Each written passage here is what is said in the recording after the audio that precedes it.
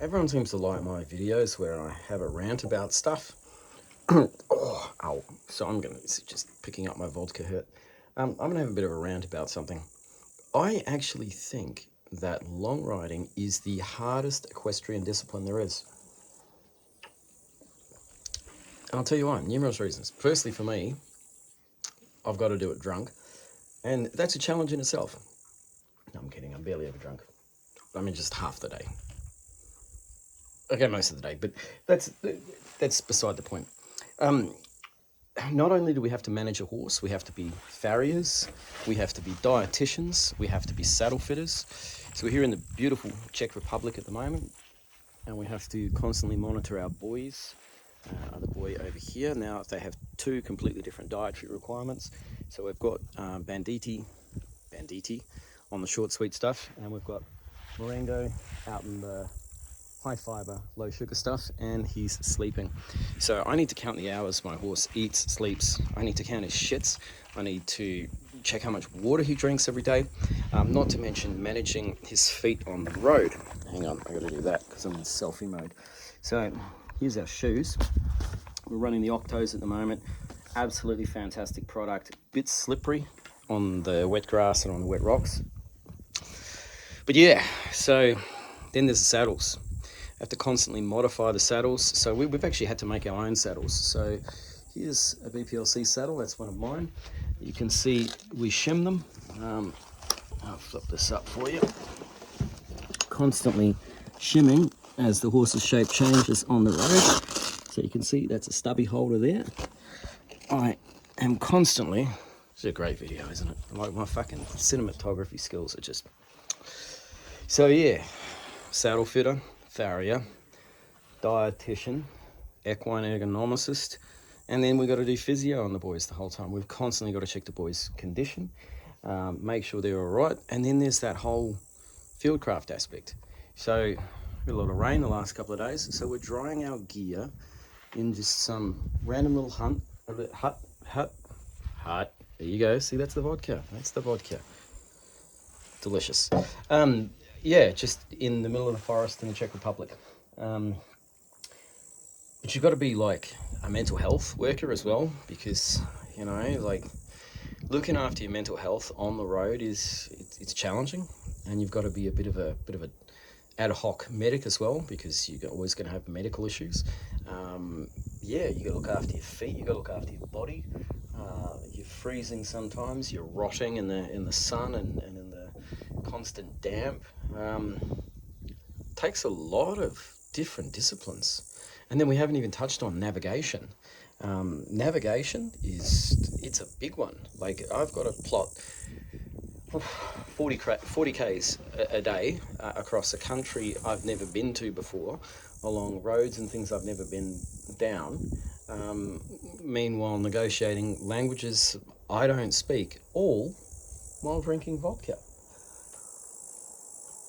And then comes one of the hardest parts, social interactions.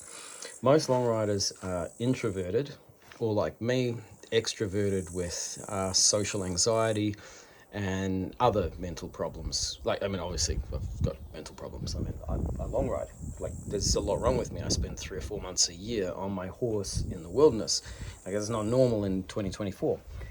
So when we get taken in for the evening by wonderful people, really kind people that just want to hear a story that we've told a million times over. I feel like it's like Bert Kreischer and the Machine story, like Bert's the Machine. If you don't know what I'm talking about, Google it straight after this on YouTube. You will not be disappointed. But Bert must have told that story, I don't know how many times. And when you have to tell the same story every night and go through the same routine every night, I mean, it means so much to those people because they've never heard that story before. But for us, it's the same story again and again and again. And it's like, it does cause you social anxiety. But you need to interact with others. You need to share that story. You need to allow others to be part of the story. And it's a beautiful thing. But it's hard work. Isn't that right, Banditi? Yeah, my boy chatting away there. But yeah, it's all worth it. And I'll take you over to my boy. Yeah, I'm gonna have another vodka first.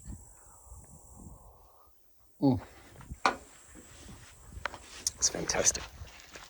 But this is why it's worth it. I'm just going to wade through thistles and stinging nettle barefoot and introduce you to my best mate. Here he is here. So this is Marengo.